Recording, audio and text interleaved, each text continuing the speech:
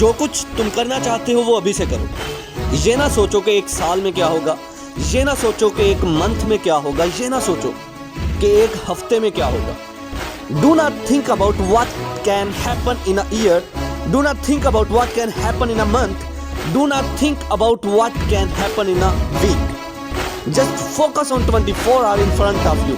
अपने ऑब्जेक्टिव की तरफ 24 आवर नजर रखें, अपने ऑब्जेक्टिव को लेके चले। If you want to become a successful person, you need to motivate yourself. तुझे अपने आप को मोटिवेट करना होगा, दैट्स इट।